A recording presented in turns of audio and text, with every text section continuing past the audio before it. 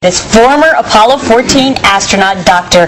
Edgar Mitchell, was on a radio show over in England, and he says that for 6 decades the government's been covering up the fact that aliens do exist. Guess who's joining us on the phone?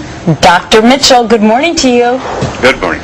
Dr. Mitchell, you've walked on the moon, you've done so much, we've had a fantastic career. How long have you known that we've had contact with aliens? Well, the rumor, see, I grew up in Roswell, where the so-called Roswell incident took place.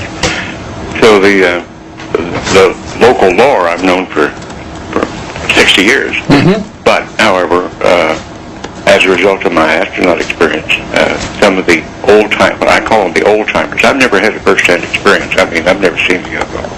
But some of the old-timers of that period who were hushed up thought I would be credible, and they wanted to pass on their story before they passed on. So I was contacted, and I was told their stories many years ago. Okay, Edgar, who are the people who told you there were aliens, and how would they know? Well, because some of the people, I'm not going to give names, because some of the people were just locals involved in the so-called Roswell crash when that happened, and also my folks were ranchers in that area, and we knew all the ranch people. So people who saw something. Beg your pardon? People who saw something. Some of the people who saw something and were in military or intelligence activities at that point, and were under very severe secrecy oaths at that point throughout their life. Because, Dr. Mitchell, that was my whole point when we discussed this earlier today, was what kind of secrecy document would you have to sign if you were given this type of privileged information? In those days, there wasn't a document. Yeah. They were threatened. I mean, there was real threat.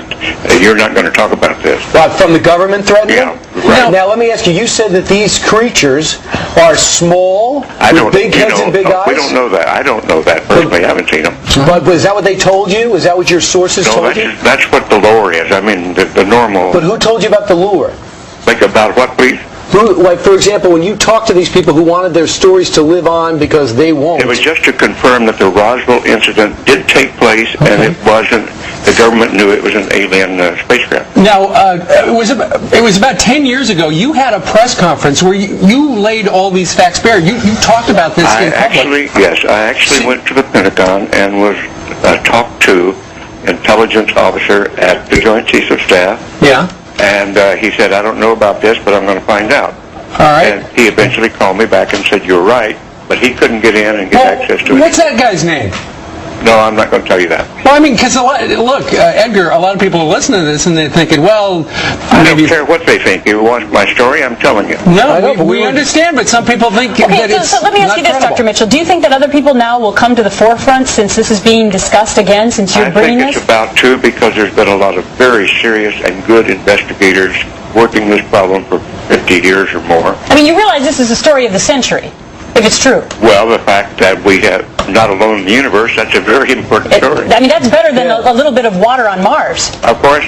Yeah, absolutely. And let me tell you, it beats water on Mars, and the fact that these little creatures are nice and smarter than us is bigger news. Dr. Edgar Mitchell, we thank you very much for joining us on the phone to try to straighten things out, and we thank you for getting up early this morning down there in Florida. One more thing. It got mixed up that this had to do with NASA. It doesn't have anything to do with NASA. Okay, just thanks for the clarification. All right, thank you, sir. All right, straight ahead, Kinky Friedman.